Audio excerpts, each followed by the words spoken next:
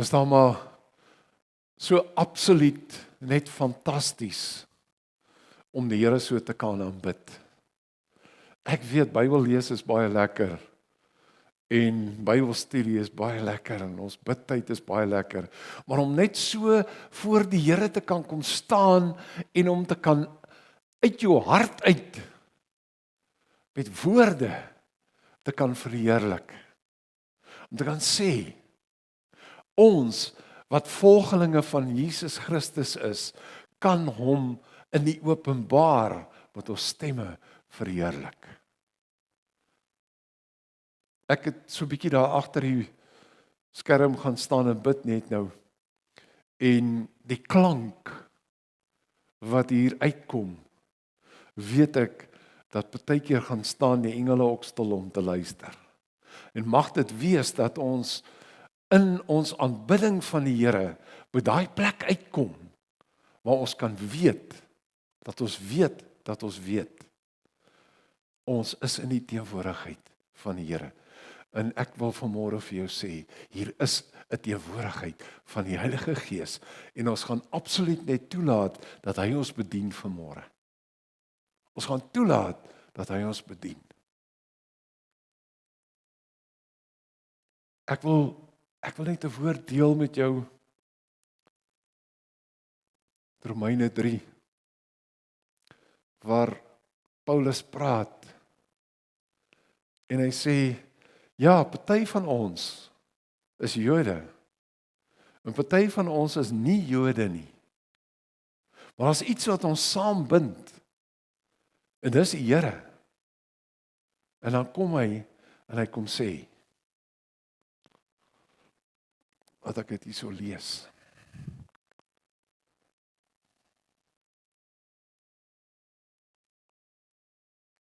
Vers 9. Hy sê al hierdie dinge wat ek met julle deel, as ons nou sê, ons is almal saam.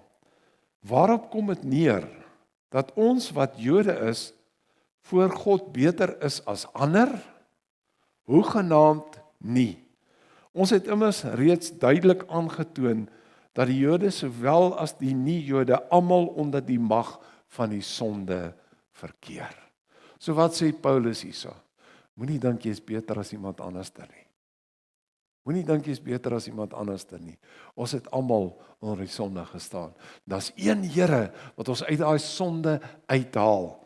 In die Galasiërs 5 vers 13 tot 26, julle kan ook maar die hele gedeelte gaan lees, gaan oor die vrug van die Gees, want ek wil vanmôre 'n bietjie met jou gesels oor die vrug van die Gees en oor die gawes van die Gees. Want daar's goed wat ons misverstaan, daar's goed wat ons baie keer doen, wat ons nie veronderstel is om te doen nie. So wat is die regte doen? Wat is dit wat die Here van ons verwag? Broers en susters, julle is inderdaad geroep om in vryheid te leef. Moet nie die vryheid misbruik om sondige begeertes te bevredig nie, maar gebruik dit om mekaar met liefde te dien. Ons praat die laaste tyd baie oor die opdrag wat Christus vir ons gegee het, bedien mekaar met liefde. Hy sê, die hele wet is saamgevat in een opdrag, julle moet julle naaste lief hê soos julleself, maar julle byt en verskeur mekaar. Pas op, dat julle mekaar nie heeltemal verslind nie. Ek sê, laat julle leefstyl eerder deur die Gees bepaal word, dan sal julle glad nie aan die begeertes van julle sondige geaardheid toegee nie. Ek gaan net tot daar lees. Nou as ons kyk wat gaan aan in die land op die oomblik, in die wêreld, dan wil ons oë toedruk of ons koppe soos 'n volstruis in die grond indruk en ons wil nie sien wat aangaan nie. Ons wil nie hoor wat aangaan nie. Maar dit wat aangaan, die oorloë, al hierdie nonsens in ons land, het Jesus oor gepraat. Hy het ons gesê hierdie goed gaan kom, die wetteloosheid. Maar ek wil hê ons as 'n gemeente in die kerk van Jesus Christus, die kerk wat Jesus kom bou het, hoe kyk ons na mekaar? Want ons het dit al baie van mekaar gesê, dis vanuit hierdie groep uit, waar lig moet uitgaan na buite toe. Want daar iets moet gebeur hier wat 'n ontploffing veroorsaak buite. En daar's twee goed in die laaste tyd wat ek opmerk in leerstellings van gemeentes wat oral versprei word nou rondom die vrug van die Gees en rondom die gawes van die Heilige Gees. En mense wat in die openbaar nou Christene begin beskuldig, mede-Christene wat Christene beskuldig en sê, waar's die vrug van die Gees in jou? Waar's die vrug van die Gees in jou? Dan draai hulle om en hulle gebruik die gawes vir hulle voordeel. Daar's iets wat ek vanmôre by jou wil los, en dit gaan dalk klink soos iets wat teenstrydig is aan ander leringe wat jy al gekry het. Vir ons word gesê dat die einddoel van ons lewe in Christus, die einddoel van ons loop saam met Christus, moet die vrug van die Gees wees. En om by daai doel uit te kom, kan ons die gawes gebruik, en ons kan dit of dat gebruik. Die doel is om die gawes sigbaar te maak in ons lewens. Maar kom ek sê vanmôre vir jou, wat is die doel van jou saamloop met die Here? Wat is die doel agter jou kind wees? Net een ding. Jou hele doel hier op aarde is om nader aan Christus te kom. Dis nie om die gawes en die vrug na te jaag nie. Ek gaan nou daarby kom, want ek praat nie teenstrydig vanmôre nie. Jou doel moet wees om soos Christus te word. Want wanneer jy Christus uitleef, dan gaan die vrug daar wees. Want die vrug van die Gees is die karakter van Jesus Christus. Jesus is liefde, Jesus is genade, Jesus is nederigheid. En as jy dit uitleef, dan leef jy die karakter van Jesus uit. Dan is dit nie nodig vir ons om van mekaar rond te loop om te kyk wie het nou eintlik die vrug en wie het nie die vrug nie. Want weet jy wat, dit het niks met jou te doen nie. Die vrug van die Gees is 'n spieelbeeld vir jouself. Om in daai beeld te sien, in daai spieël te sien, wat is my verhouding met Jesus Christus? Paulus het nooit instruksies gegee dat die vrug 'n maatstaf moet word waar volgens ons kyk na ander gelowiges oor hoe hulle lewe nie. Die maatstaf is, hoe leef jy? Is jy binne die riglyne wat Jesus vir jou gestel het? Is jy besig om liefde uit te leef? Daar's 'n belangrike ding in daai teks. En ek hoop julle het dit al raak gesien en ek hoop julle het al bietjie bestudeer, want dit gaan daaroor die vrug van die Gees. Daar staan nie vrugte nie. The fruit of the Spirit is one. Daai karaktereienskappe van Christus maak saam alles die vrug. Ek het so 'n paar jaar terug daar met my 'n suurlemoenboom geplant en ons het 'n suurlemoenboom gehad wat vol vrug was elke jaar en daar in ons omgewing is daar een of ander gogga wat al die suurlemoenbome doodgemaak het. Toe plant ek nou hierdie boom en ek het hom gaan uitsoek by die kwekery. Dit vir my gesê hierdie boom is geënt op 'n baie goeie boom. En hierdie vrugte van hierdie boom, hierdie suurlemoen wat jy nou gaan plant, het 'n vaste skil, maar dis die een met die meeste sap. Jy sien, want my vrou gebruik suurlemoensap in die oggend as sy opstaan om saam met warm water te drink. Nou ons het hierdie boom geplant en kunsmis gegee En hy's op 'n plek geplant waar ons hom kon sien en almal die boom kon sien. En hy het die eerste seisoen 1 vrug gemaak.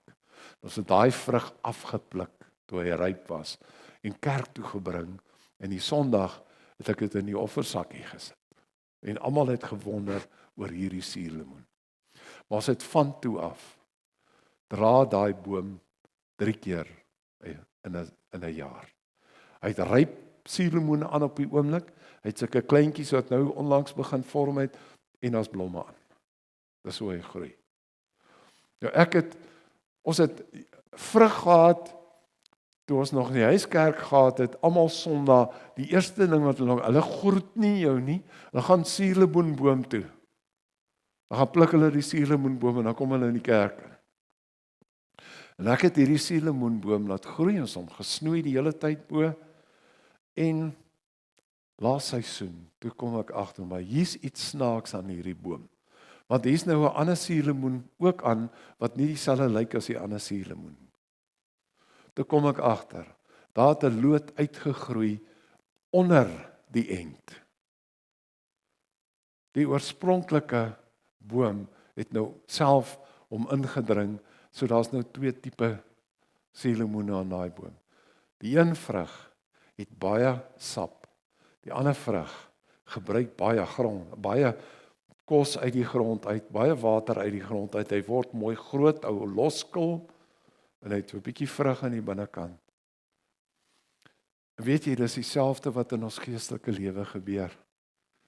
Ek moes daai boom, soos wat ek hom mooi gesnoei het bo, dat hy kan lekker lig kry en kan groei, het ek nie na sy onderkant gekyk nie. Ek het nie na daai boom se fondasie gekyk nie. En ek het toegelaat dat daar lote uitgroei. En dit gebeur in my en jou se geestelike lewe ook. Ons laat toe dat daar ander lote uitgroei wat nie deel is van God se beplanning vir ons nie. Dat hy lyk dieselfde as wat hy moet lyk. Maar hy is nie dieselfde nie. Jy sien, want die Here wil hê ek en jy moet soos 'n suurdeeg werk in die lewens van ander. Ekskuus. Ons moet werk in die lewens van ander. Daai sap in daai suurlemoen is so baie, jy kan meer as 1 keer van hom gebruik. En is standhoudend. Die vrug wat uitkom in jou lewe as gevolg van jou stap saam met die Heilige Gees, is 'n vrug wat so deur God beplan is, dat dit absoluut iets doen in 'n ander se lewe. Dit is dieselfde met die gawes. Jy sê ons eien onsself gawes toe. Maar as ons vanmôre, en ek glo ons gaan vir mekaar bid, hier's baie gebedsbehoeftes vanoggend.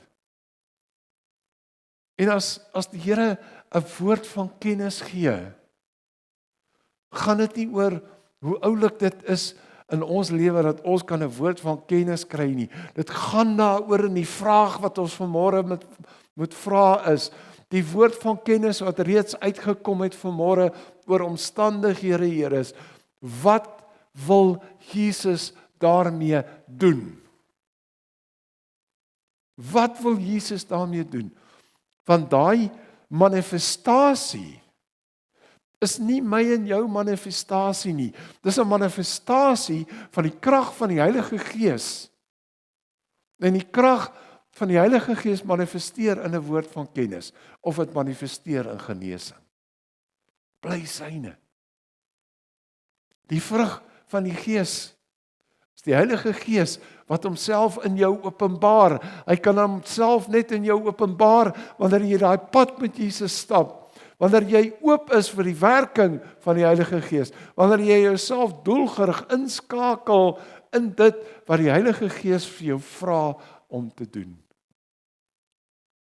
Dis sy gawes, sy vrug wat geopenbaar word in elkeen van ons. En dit is die uitgangspunt.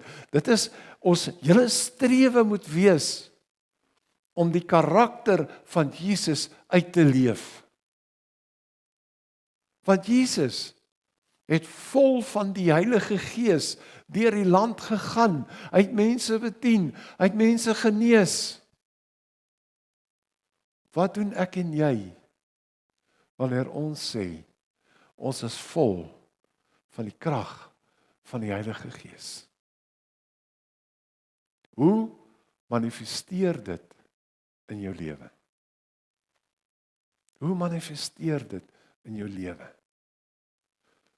Jy sien, want God se plan met jou is dat jy moet vloei in die krag, dat jy moet vloei in die teenwoordigheid van die Here om 'n verskil te maak. En die Heilige Gees is hier om ons te help. Leef deur die Gees. Maar leef soos die Gees jou lei. Dit help nie ek sê aan mekaar ek leef deur die Gees en ek doen my eie ding, ek doen my eie beplanning nie. En laat dit vasslaan in ons harte. Laat vasslaan in ons harte. Ek leef in Christus. Ek leef in die Heilige Gees. Maar ek laat toe dat die Heilige Gees my lei. En my gebed vir jou is juis dit, dat jy sal toelaat dat hy jou lei. Daar's mense wat jy moet aanraak. Daar's mense by wie jy nog nie uitgekom het nie, wat die Here op jou pad gaan sit. Hoe gaan jy daai situasie hanteer? Jy hanteer dit om te sê, Heilige Gees, wat is dit wat U wil hê dat ek vandag hiermee moet doen? Want dan kom die volheid van die evangelie word deur jou gewys na die wêreld toe. En die Here word verheerlik, want dit is uiteindelik my en jou doel, is om die Here te verheerlik met elke ding wat op ons pad kom, in ons harte kom, in ons gedagtes kom. Leef vir Christus, sodat hy verheerlik word. Dankie. Amen. Here, ons dank U dat ons U kon beleef het vandag. Maar dat ons kan aanhou om U te beleef, dat U bonatuurlike teenwoordigheid, U bonatuurlike krag net deel is van ons. Here, ons kom prys U vanmôre. Ons eer U vanmôre vir wie U in ons lewe is. Ons aanbid U as ons verlosser. Ons aanbid U, Heer Jesus, as ons koning. Kom, Here Jesus. U het vir ons die belofte gegee. Ek kom gou.